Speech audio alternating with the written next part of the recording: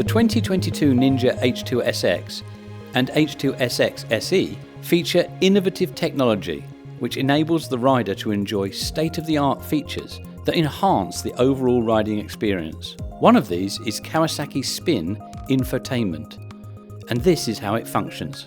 Kawasaki SPIN is a new onboard infotainment system that is displayed on the large 6.5-inch or 15.5 centimeter TFT meter of the 2022 Ninja H2SX. Like Kawasaki's Rideology app, it links the rider's smartphone to the TFT meter, giving access to a number of embedded functions: telephone, map, music, and contacts. It also offers access to a wide variety of third-party apps that the rider can download, offering information, communication, entertainment, and navigation.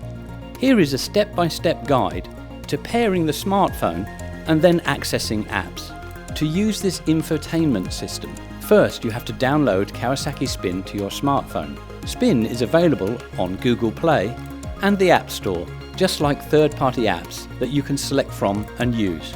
When installing the app, make sure to allow and accept the pop-ups to make full use of the app. First, turn the ignition key. Then go to Menu by clicking the arrow on the left handlebar.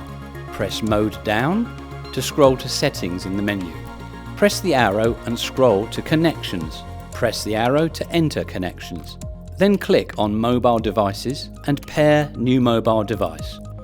Open Bluetooth on your phone and wait for the motorcycle to appear in the list. Then click to connect. On your phone, a pairing code will appear. Make sure it matches the code on your motorcycle, then press Pair on your phone. Now press the arrow on the left handlebar to confirm.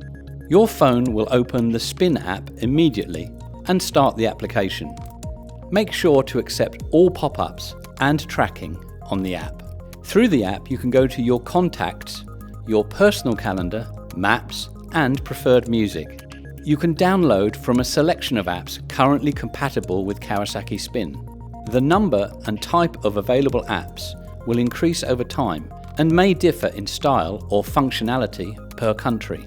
To download apps and make use of all functions within the application, the SPIN app will ask to set up a Wi-Fi connection between your motorcycle and your phone. This pop-up will appear on your phone screen automatically. Press Connect and keep the phone in vehicle mode and make sure not to lock your phone.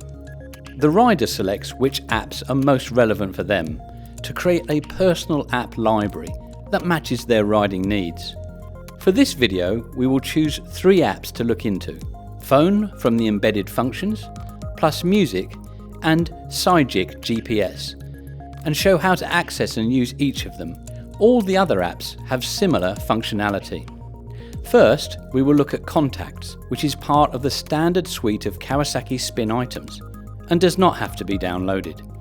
This requires the rider to have a Bluetooth speaker and microphone fitted to their helmet, allowing them to make and receive phone calls.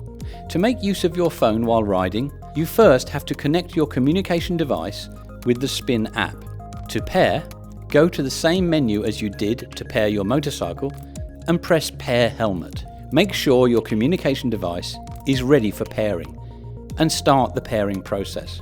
Remember, pairing devices differ between manufacturers, so please refer to your manufacturer's instructions for pairing your helmet to your Ninja H2SX or H2SX SE.